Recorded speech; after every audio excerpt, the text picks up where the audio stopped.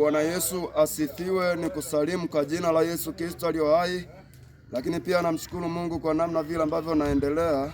Niliokuwa uovu wa aina nyingi ambapo haikuwezekana kuacha uovu, lakini zipo ibada zilizonisaidia kuacha kila aina ya uovu ambao ilikuwa ni kikwazo, kuanzia kwenye familia lakini pia na kwenye jamii. Nataka nikuambie ndugu kwa uchache, au nataka nikutolee ushuhuda huu kwamba haikuwezekana mimi niliokuwa mlevi wa pombe, ambao nilitumia mipombe mikali kama unavyoiona hapa pembeni, kama unavyoiona pembeni humu, nilitumia mapombe makali ya aina hii kama unavyoona. Lakini zaidi ya yote namshukuru Mungu kwa vile ambavyo naendelea kuacha hizo pombe. Haikuwa kawaida kuacha umalaya, sio tu umalaya wa wake za watu haikuwa kawaida. Kuacha wizi, sio wizi tu, wizi wa kuku za watu haikuwa kawaida. Sasa hizo tabia zote nilikuwa nazo. Lakini pia namshukuru Mungu kwa ibada ambazo zimenisaidia sana, ambazo nazifanya za kila siku kumtaka Bwana kwenye maisha yangu, ili zile tabia mbaya zisinirudi. Namshukuru Mungu sana kwa kuacha hayo matabia mengi ambayo nimekuwa nikiacha, lakini sijayaacha mimi. Ipo gharama. Paulo anasema, kuna mahali Paulo anasema neema ya Mungu pamoja nasi.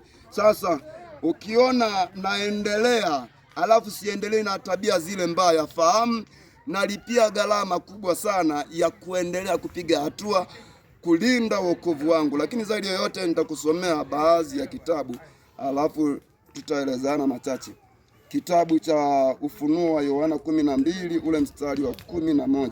Anasema hivi: nao wakamshinda kwa damu ya mwana kondoo na kwa neno la ushuhuda wao, ambao hawakupenda maisha yao hata kufa.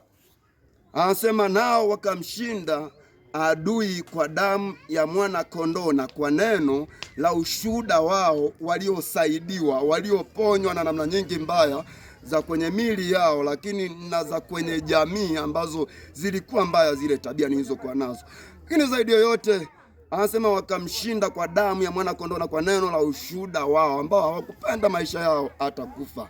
Hivyo basi sijapenda maisha yangu kulingana na namna nyingi ambazo nimeziacha. Kweli kwenye umalaya kulikuwa kama kumenoga, kwenye ulevi kulikuwa kama kumenoga, kwenye wizi wa kuku kulikuwa kama kumenoga, lakini nilikuwa kero sana kwa mtu mwingine. Hivyo basi namshukuru Mungu kwa kuwa zile tabia mbaya zote kipande kikubwa zimenitoka. Hata kama sio zote, basi nimepiga hatua kidogo, walau sijawa kero kwenye jamii inayonizunguka.